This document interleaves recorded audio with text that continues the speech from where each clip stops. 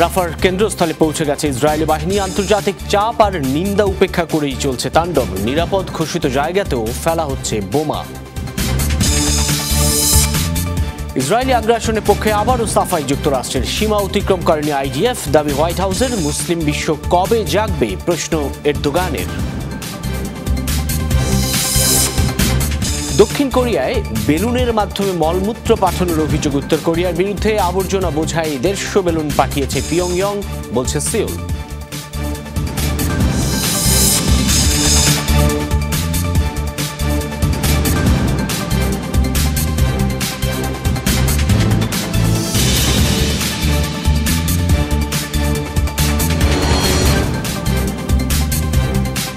শিরোনাম দেখছেন যমুনা আইডেসকে, আপনাদের সাথে আছি আমি সাইফুদ্দিন রবিন।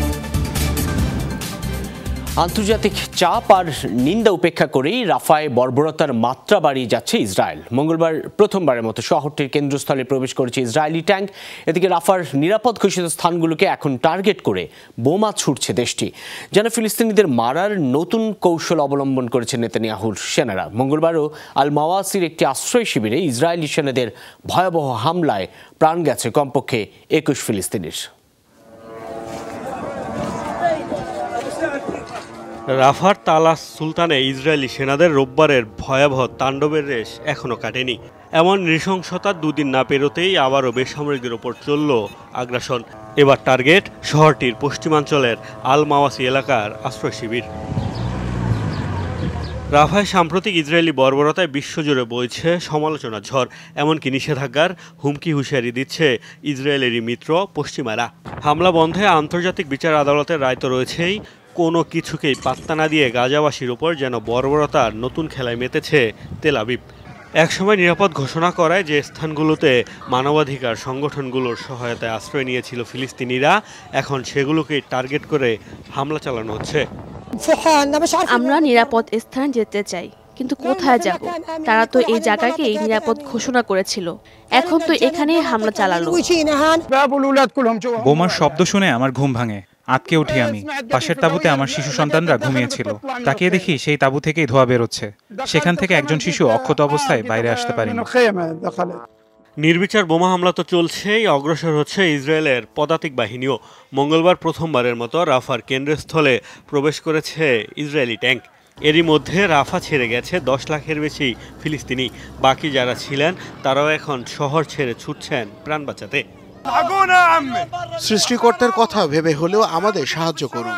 রাস্তায় যেখানে সেখানে পড়ে আছে ফিলিস্তিনিদের মরদেহ, কেউই আমাদের পাশে দাঁড়াচ্ছে না। আমাদের নিয়ে কারো মাথা ব্যথাও নেই। আমাদের বাঁচাতে হবে না, অন্তত শিশুগুলোকে রক্ষা করুন আপনারা। কোনো চাপে যখন কমছে না ফিলিস্তিনিদের ওপর বর্বরতা, তখন প্রশ্ন উঠছে আরব দেশগুলো সহ পুরো বিশ্ববাসীর ভূমিকা নিয়ে। ফিলিস্তিনিরা বলছেন, মৌখিক আর বিবৃতির মাধ্যমে নিন্দা জানিয়ে থামানো যাবে না নেতানিয়াহুকে, প্রয়োজন কার্যকর পদক্ষেপ। মোস্তফা মাহমুদ, যমুনা নিউজ। গাজায় ইসরায়েলি হামলার পক্ষে আবারও সাফাই গাইল যুক্তরাষ্ট্র। হোয়াইট হাউসের দাবি, রাফায় এখনও রেড লাইন অতিক্রম করেনি ইসরায়েল। মার্কিন জাতীয় নিরাপত্তা উপদেষ্টা জন কির্বির ব্যাখ্যা, সেনাদের বড় কোনো ইউনিট প্রবেশ করেনি অঞ্চলটিতে। অব্যাহত আগ্রাসন আর প্রাণহানির পরও বলছেন, জনবহুল এলাকায় হামলা করছে না ইসরায়েলি বাহিনী। নিরাপদ হিসেবে বিবেচিত এলাকায় ইসরায়েলের বর্বর আগ্রাসন। রোববার রাতে রাফার শরণার্থী শিবিরে চালানো ওই হামলায় পুরো বিশ্ব নিন্দামুখর হলেও মিত্রের পক্ষে সরব যুক্তরাষ্ট্র। প্রায় অর্ধশত বেসামরিক নাগরিকের মৃত্যুর পরও তাদের দাবি, অঞ্চলটিতে পূর্ণ মাত্রায় অভিযান চালায়নি সেনারা। নিরাপত্তা উপদেষ্টা জন কির্বি বেসামরিক প্রাণহানি নিয়ে দুঃখ প্রকাশ করলেও যুক্তি দাঁড় করান তেল আবিবের অভিযানের পক্ষে। আমরা এখনো বিশ্বাস করি রাফায় বড় কোনো স্থল অভিযান হয়নি। আমরা চাই না সেখানে বড় ইউনিট বা সেনাবহর নিয়ে প্রবেশ করুক ইসরায়েল, আর এখনো তেমন কিছু ঘটেওনি। পরিস্থিতি গভীরভাবে পর্যবেক্ষণ করছি। এ পর্যন্ত যা দেখছি তা জনবহুল এলাকাগুলো টার্গেট করছে না। শরণার্থী শিবিরে কি হয়েছিল সে বিষয়ে ইসরায়েল তদন্ত করছে। আইডিএফ এর সাথে যোগাযোগ রাখছি আমরা। পেন্টাগনের ব্রিফিংয়েও প্রশ্ন ওঠে এই ইস্যুতে। জানতে চাওয়া হয়, রাফায় বিমান হামলায় ব্যবহৃত বোমা যুক্তরাষ্ট্রের সরবরাহ করা কিনা। বিষয়টি জানা নেই বলে এড়িয়ে গিয়েছেন মুখপাত্র Sabrina Singh. I do not know what type of munition was used in that. কি ধরনের বোমা ব্যবহার করা হয়েছে জানি না। এ বিষয়ে ইসরায়েলি বলতে পারবে। আমরা বরাবরই আইডিএফকে বলেছি যে কোনো অভিযানের বেলায় বেসামরিক ক্ষয়ক্ষতি এড়ানোর ব্যবস্থা নিতে। আবারও তাদের সর্বোচ্চ সতর্ক হতে বলবো। রাফায় স্থল অভিযান ভয়াবহ বিপর্যয় তৈরি করবে বারবারই এমন সতর্কবার্তা দিয়েছিল আন্তর্জাতিক মহল। সে তালিকায় ছিল যুক্তরাষ্ট্রও। এমনকি অস্ত্র সরবরাহ স্থগিতের হুঁশিয়ারিও দিয়েছিলেন প্রেসিডেন্ট জো বাইডেন। কিন্তু হামলার পর এখন হোয়াইট হাউস খোলামেলাভাবেই জানালো শরণার্থী শিবিরের মৃত্যুর ঘটনায় তেল আবিব ইস্যুতে মার্কিন পররাষ্ট্রনীতিতে কোনো পরিবর্তন আসবে না। Dorothy Tasrin, Jamuna news. এদিকে গাজায় অব্যাহত ইসরায়েলি হামলায় মুসলিম দেশগুলোর নেতাদের কঠোর সমালোচনা করেছেন তুর্কি প্রেসিডেন্ট রিসেপ তাইয়িপ এরদোগান। ক্ষোভ জানিয়ে তুর্কি প্রেসিডেন্ট বলেন, গাজায় বর্বরতা চালাচ্ছে ইসরায়েলি বাহিনী, অথচ এর বিরুদ্ধে ঐক্যবদ্ধ হতে পারছে না মুসলিম বিশ্ব। এসব দেশের নেতারা কবে কার্যকর পদক্ষেপ নেবেন সেই প্রশ্ন তোলেন এরদোগান। বলেন, গাজা ইস্যুতে নিশ্চুপ মুসলিম নেতারা, তাদের এমন আচরণে আল্লাহ ছাড় দেবেন না। মুসলিম বিশ্বের নেতাদের বলতে চাই, আপনারা কিসের জন্য অপেক্ষা করছেন? ঐক্যবদ্ধ সিদ্ধান্ত নিতে কেন আপনাদের দেরি হচ্ছে? আল্লাহ আপনাদের ছাড় দেবেন না, অবশ্যই আল্লাহ আপনাদের দায়ী করবেন। রাফায় হামাসের পাল্টা হামলায় নিহত হয়েছে আরও 3 ইসরায়েলি সেনা। বুধবার এই তথ্য নিশ্চিত করেছে দেশটির সেনাবাহিনী। আইডিএফ জানায়, মঙ্গলবার হামাস যোদ্ধাদের হামলায় প্রাণ যায় তাদের। নিহতদের নাম ও ছবি প্রকাশ করা হয়েছে। একটি ভবনে আগে পেতে রাখা বোমার বিস্ফোরণে মৃত্যু হয়েছে তাদের। এই ঘটনায় আহত 4 জন, যার মধ্যে 3 জনের অবস্থায় গুরুতর। একই দিন উত্তর গাজায় আহত হয়েছে আরও 2 ইসরায়েলি সেনা। এদিকে দক্ষিণ গাজায় টানেলের ভেতরে রাখা বোমার বিস্ফোরণে আহত হয়েছে 4 জন। তেল আবিবের আনুষ্ঠানিক তথ্যে স্থল অভিযান শুরুর পর ফিলিস্তিনি স্বাধীনতা কর্মীদের প্রতিরোধে মোট মৃত্যু হয়েছে 291 ইসরায়েলি সেনার। তবে দেশটির বিভিন্ন গণমাধ্যমের দাবি প্রকৃত সংখ্যা আরও বেশি। চলছিল পার্লামেন্ট অধিবেশন, এর মধ্যেই উড়ানো হলো ফিলিস্তিনের জাতীয় পতাকা। মঙ্গলবার এমন দৃশ্য দেখা গেল ফ্রান্সে। পার্লামেন্টের নিম্নকক্ষে ফ্রান্সের জুনিয়র ট্রেড মিনিস্টার গাজার বর্তমান পরিস্থিতি নিয়ে এক প্রশ্নের জবাব দিচ্ছিলেন। এমন সময় গাজায় ইসরায়েলি আগ্রাসনের প্রতিবাদে ফিলিস্তিনের জাতীয় পতাকা প্রদর্শন করে আলোচনায় এসেছেন কট্টর বামপন্থী রাজনীতিবিদ সেবাস্তিয়ান দেলুগু। এই রাজনীতিবিদের দাবি, গাজায় বর্তমানে যে বর্বরতা চলছে তাতে বিশ্বের নজর টানতেই তার এই পদক্ষেপ। এদিকে এই ঘটনার পর পার্লামেন্ট অধিবেশন স্থগিত ঘোষণা করা হয়।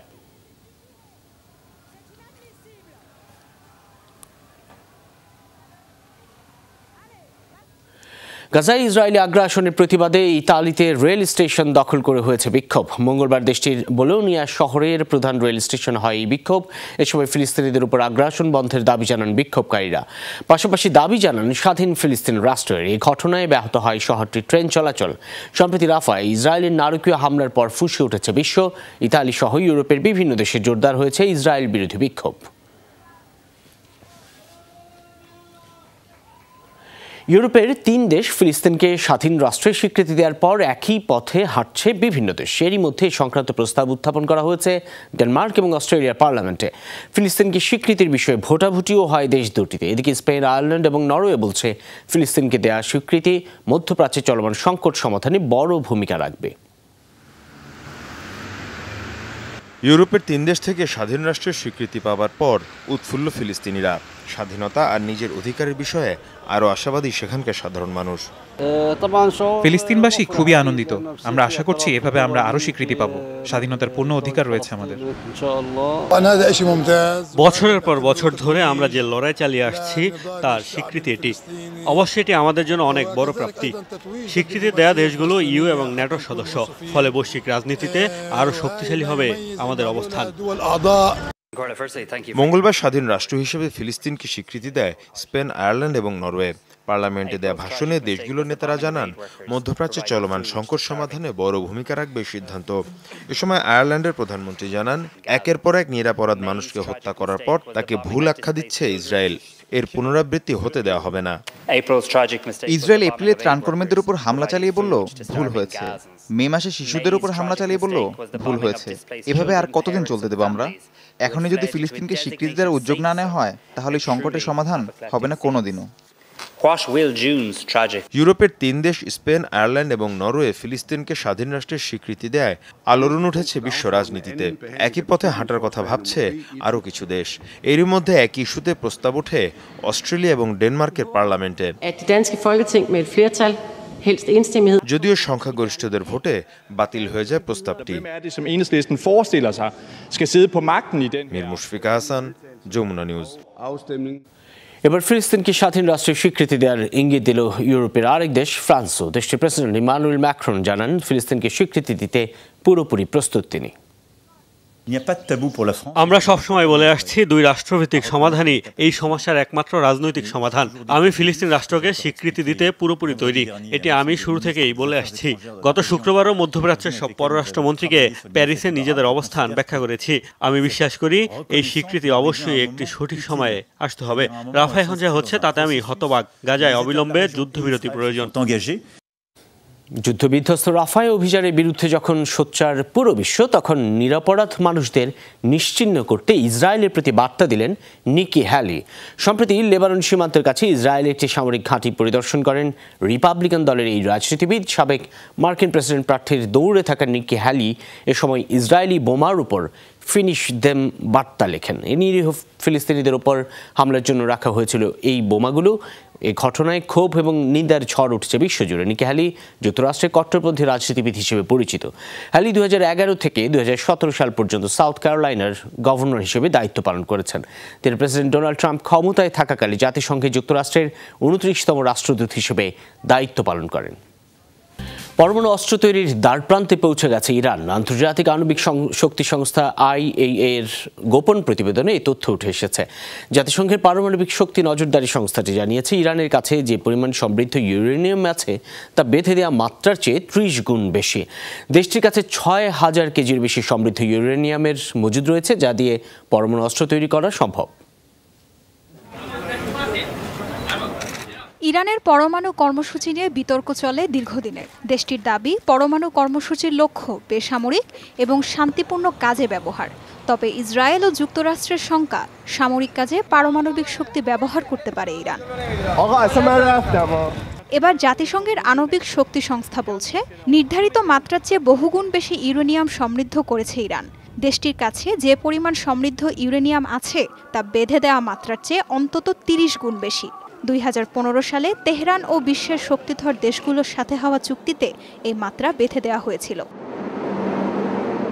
গোপন প্রতিবেদনে IAEA জানায়, ইরানের কাছে বর্তমানে 42 কেজি ইউরেনিয়াম রয়েছে, যেগুলো 60% পর্যন্ত সমৃদ্ধ, যা গত ফেব্রুয়ারিতে থাকা পরিমাণের চেয়ে 20 কেজি বেশি। এছাড়া দেশটির কাছে 6000 কেজির বেশি সমৃদ্ধ ইউরেনিয়াম রয়েছে। গেল মাসেও IAEA এর পরিচালক রাফায়েল গ্রোসি জানিয়েছিলেন, ইরানের কাছে পর্যাপ্ত সমৃদ্ধ ইউরেনিয়াম আছে, যা দিয়ে বেশ কয়েকটি পরমাণু বোমা তৈরি করা সম্ভব। তাজরিয়ান সোবহান, যমুনা নিউজ। আফগানিস্তানের সাথে সম্পর্ক গভীর করছে রাশিয়া। মঙ্গলবার এই তথ্য জানিয়েছেন রাশিয়ার প্রেসিডেন্ট ভ্লাদিমির পুতিন। রুশ প্রেসিডেন্ট বলেন, বর্তমানে আফগানিস্তানের ক্ষমতায় তালেবান, কাজেই বাস্তবতা মেনে নিয়ে তালেবান সরকারের সাথে সম্পর্ক আরও ঘনিষ্ঠ করতে কাজ করছে তার দেশ। সম্প্রতি তালেবানকে সন্ত্রাসী সংগঠনের তালিকা থেকে বাদ দেওয়ার তোড়জোড় শুরু করেছে মস্কো। পাশাপাশি তালেবান সরকারকে স্বীকৃতিও দিতে পারে দেশটি। আফগানিস্তানে অভ্যন্তরীণ অনেক সমস্যা রয়েছে, সেগুলো আমরা জানি। প্রশ্ন হলো, বর্তমান কর্তৃপক্ষের সঙ্গে আমরা কিভাবে সম্পর্ক গড়ে তুলব। যে কোনোভাবেই তাদের সাথে সম্পর্ক গড়ে তুলতে হবে আমাদের, কারণ তারাই এখন দেশটির ক্ষমতায়। আমাদের বাস্তবতা মেনে এগিয়ে যেতে হবে এবং সেই অনুযায়ী সম্পর্ক গভীর করতে হবে। অভিনব উপায়ে প্রতিবেশী দক্ষিণ কোরিয়াকে হয়রানি করার অভিযোগ উঠেছে উত্তর কোরিয়ার বিরুদ্ধে। সিউলের অভিযোগ, বেলুনের মাধ্যমে তাদের আকাশ সীমায় মলমূত্র পাঠাচ্ছে পিয়ংইয়ং। এরই মধ্যে আবর্জনা বোঝাই 150 বেলুন পাঠিয়েছে তারা। বিষয়টি নিয়ে দক্ষিণ কোরিয়ার সীমান্তে ছড়িয়েছে চাঞ্চল্য। বাসিন্দাদের ঘরে থাকার নির্দেশ দিয়েছে সিউল। কয়েকদিন আগেই প্রতিবেশীর বিরুদ্ধে নজরদারি বেলুন পাঠানোর অভিযোগ তুলে পিয়ংইয়ং দায়ে প্রতিশোধ নেওয়ার হুঁশিয়ারিও। দক্ষিণ কোরিয়ার আকাশে রহস্যময় বেলুন ঘিরে ছড়িয়েছে চাঞ্চল্য। কয়েকটি বেলুন মাটিতে নামতেই দেখা যায় সেগুলো ময়লা আর মলমূত্রে ভর্তি। বেলুনের সাথে প্লাস্টিকের ব্যাগ বেঁধে পাঠানো হয়েছে এসব আবর্জনা। সেগুলোর মধ্যে পরিত্যক্ত খালি বোতলে উত্তর কোরিয়ার কারখানার নাম পাওয়ায় প্রতিবেশীকে দুষছে সিউল। দক্ষিণ কোরিয়ার সামরিক বাহিনীর দাবি, আকাশসীমায় প্রবেশ করেছে 150 বেলুন। দেশটির 9 প্রদেশের 8টিতেই রহস্যজনক এসব বেলুন শনাক্ত হয়েছে। এ ঘটনায় আতঙ্ক ছড়িয়েছে নাগরিকদের মাঝে। সতর্ক থাকার আহ্বান জানিয়েছে প্রশাসন। সম্প্রতি গোয়েন্দা তৎপরতা ঘিরে উত্তেজনা ছড়ায় দুই প্রতিবেশীর মধ্যে। সীমান্ত এলাকায় নজরদারি বেলুন ও ড্রোন উড়ানোর অভিযোগ তোলে পিয়ংইয়ং, দেয় পাল্টা জবাব দেওয়ার হুঁশিয়ারিও। অবশ্য দুদেশের মধ্যে বেলুন পাঠানোর ঘটনা এটাই প্রথম নয়। কয়েক দশক ধরেই উত্তেজনা বিরাজ করা দুই প্রতিবেশী বিভিন্ন সময় একে অপরের বিরুদ্ধে তুলেছে বেলুন পাঠানোর অভিযোগ। মোস্তফা মাহমুদ, যমুনা নিউজ। যুক্তরাষ্ট্রের নিউ মেক্সিকোয় বিধ্বস্ত হয়েছে একটি সামরিক বিমান। অল্পের জন্য প্রাণে বেঁচে গেছেন পাইলট। মঙ্গলবার স্থানীয় সময় দুপুর 2টার দিকে হয় এই দুর্ঘটনা। স্থানীয় গণমাধ্যম জানিয়েছে আলবুকার্ক বিমান ঘাঁটি থেকে রওনা দিয়েছিল F-35 ফাইটার জেট। গন্তব্য ছিল সাউদার্ন ক্যালিফোর্নিয়ার এডওয়ার্ডস এয়ারফোর্স ঘাঁটি। তবে উড্ডয়নের কিছুক্ষণের মধ্যেই দেখা দেয় বিপত্তি। আলবুকার্ক এয়ারপোর্টের কাছাকাছি বিধ্বস্ত হয় সেটি। আছড়ে পড়ার পর আগুন ধরে যায় বিমানে। এর আগেই বের হয়ে যেতে সক্ষম হন পাইলট। গুরুতর আহত হন তিনি। দ্রুত ঘটনাস্থলে পৌঁছে যায় জরুরি বিভাগের সদস্যরা। উদ্ধার করে হাসপাতালে নেওয়া হয় পাইলটকে। গত মাসেও নিউ মেক্সিকো অঙ্গরাজ্যে বিধ্বস্ত হয় মার্কিন সামরিক বিমান F-16 ফ্যালকন। যুক্তরাষ্ট্রের ওহাইওর একটি ভবনে বিকট শব্দে ঘটেছে বিস্ফোরণ। তাতে কমপক্ষে 7 জন গুরুতর দগ্ধ। মঙ্গলবার ইয়ংস্টাউনে হয় এই দুর্ঘটনা। এখনও ভবনের 2 বাসিন্দা নিখোঁজ। ভিডিও ফুটেজে দেখা যায় বিস্ফোরণের পর আশপাশে অনেক দূর পর্যন্ত ছড়িয়ে পড়ে ধোঁয়া। পুলিশের প্রাথমিক ধারণা গ্যাস লিকেজ থেকেই এই বিস্ফোরণ। বিস্তারিত জানতে চলছে তদন্ত। বর্তমানে স্থানীয়দের এলাকাটিতে না যাওয়ার পরামর্শ দিয়েছে প্রশাসন।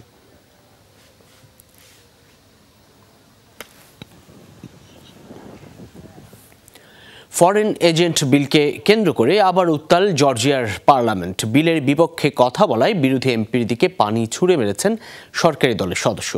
মঙ্গলবার পার্লামেন্টে বিতর্কিত ফরেন এজেন্ট বিলের বিরুদ্ধে কথা বলেন বিরোধী দলের এমপি জিওর্গি ভাসাদজে। তার অভিযোগ, ফরেন এজেন্ট বিলটি রাশিয়ার সমর্থিত। মুহূর্তেই উত্তেজনা ছড়িয়ে পড়ে সরকারি দলের মাঝে। বক্তব্যের মাঝেই ভাসাদজের গায়ে পানি ছুড়ে বসেন ক্ষমতাসীন সরকারি দলের এমপি। আকস্মিক ঘটনায় অবাক হলেও বক্তব্য থামাননি জিওর্গি ভাসাদজে। ফরেন এজেন্ট বিল নিয়ে কয়েক মাস ধরে উত্তেজনা চলছে জর্জিয়ায়। কয়েক দফা হাতাহাতি হয়েছে পার্লামেন্টে।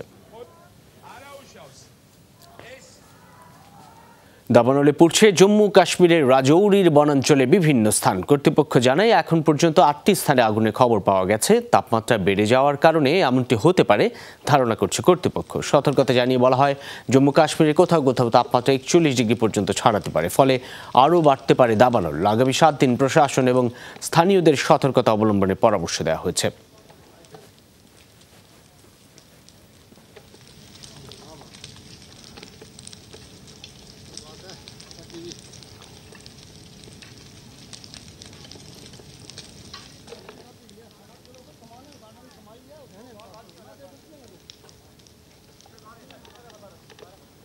যমুনা ডেস্ক এ পর্যন্তই। এতক্ষণ সাথে থাকার জন্য ধন্যবাদ সকলকে।